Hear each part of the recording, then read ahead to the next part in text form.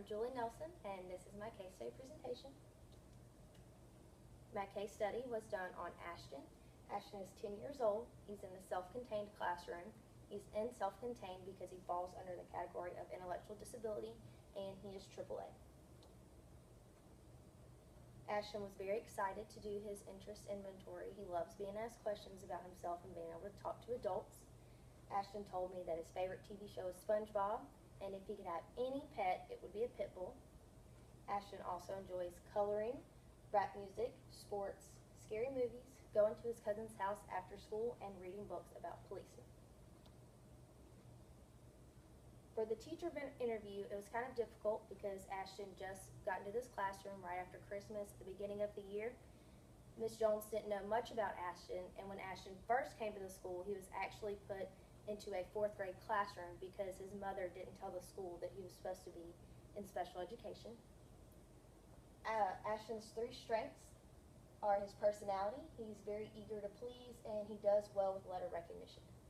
His 3 weaknesses are his short attention span. He's immature for his age and requires a lot of redirection. When Ashton becomes frustrated, his mood changes. He's not aggressive when he gets frustrated, but he drastically changes in his attitude and attention span. Ashton works best during the morning, and he focuses and works best when he is in a one-on-one setting. The only thing that the teacher could tell me about his home life is that he has a mom and a baby brother. That's all that she found out, and she knew that much because Ashton talks about his baby brother all the time. The improvements that she's noticed in Ashton are his social skills, but other than that, he's only been in there a few months, so she hasn't noticed much else. For Ashton, the behavior management tool that she uses is removal from the situation. So if he's getting too loud or he's fighting with the other kids, he's asked to sit in the back half of the room to calm down before he can sit with them. And does Ashton interact well with the other students in the classroom? He does act well with the other students. He's great taking initiative and helping put up everyone's book bags or take them out or give out snacks for snack time. What activities keep Ashton engaged in class? Ashton loves morning songs, read-alouds, colorful images, and the morning dances.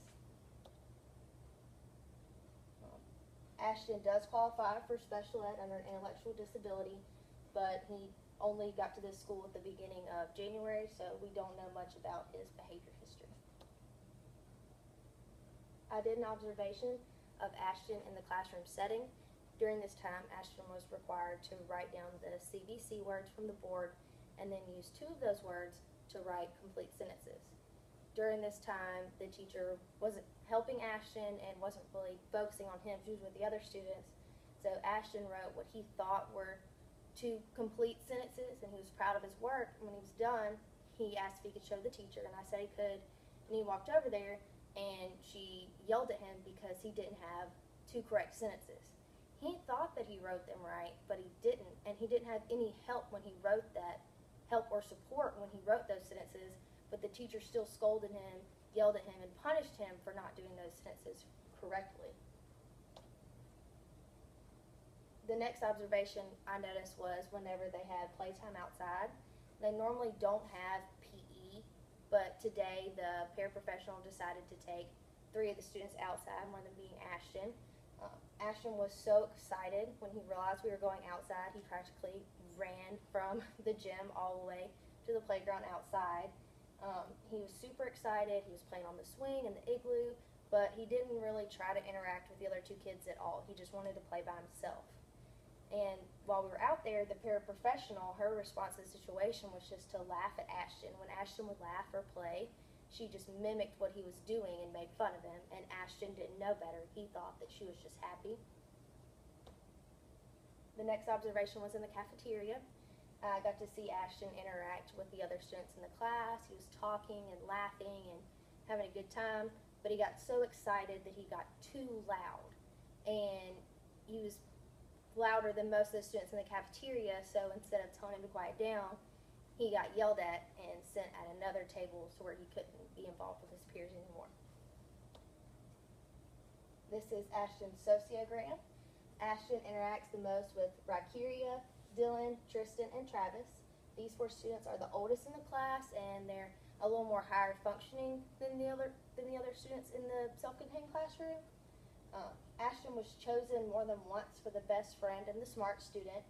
He's a leader in the classroom and a good example to others in the classroom.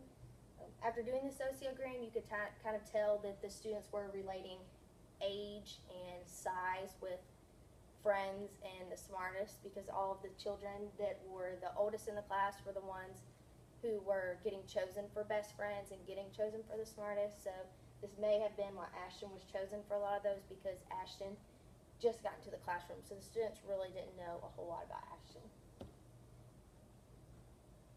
An effective intervention that I used, Ashton was not in my classroom, but several times I was in the self-contained classroom where I could teach and read books and have the opportunity to do some interventions with Ashton. One that I did was positive reinforcement, presenting a motivating item to the person after the desired behavior is exhibited, making the behavior more likely to happen in the future. When Ashton was on task, participating, or he was being quiet or using the appropriate tone of voice, I would use positive reinforcement to increase the likelihood of that behavior recurring. I would use high fives, verbal praise, and smart word time. That Ashton loves giving high fives, so using this as a positive reinforcement increased Ashton's good behavior. Ashton loves attention, especially from adults. This positive reinforcement helped Ashton because he knew if he was acting appropriately, he would receive attention.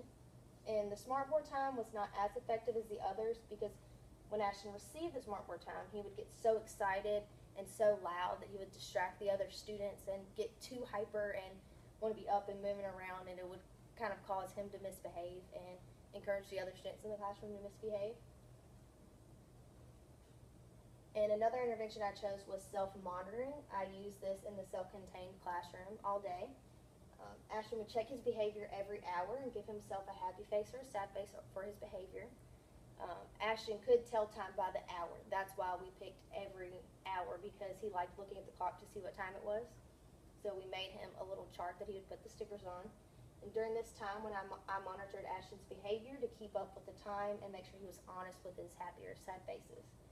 Ashton liked creating the chart and, getting to write something down every hour, but his behavior would become worse if he had to write a sad face, because he would be sad that, he didn't get a smiley face for that day. So instead of doing a happy face or a sad face, I would try using Ashton writing his own emotions. Like, he would draw a picture of what he felt about how he was acting. The most important thing I learned from Ashton is the importance of thinking about how you respond to student behavior. Ashton is constantly being yelled at and reprimanded. It's easy to get caught up in treating a student like that instead of taking the time to understand their behavior. As a future educator, I hope to never get to the point that I overlook my students' feelings.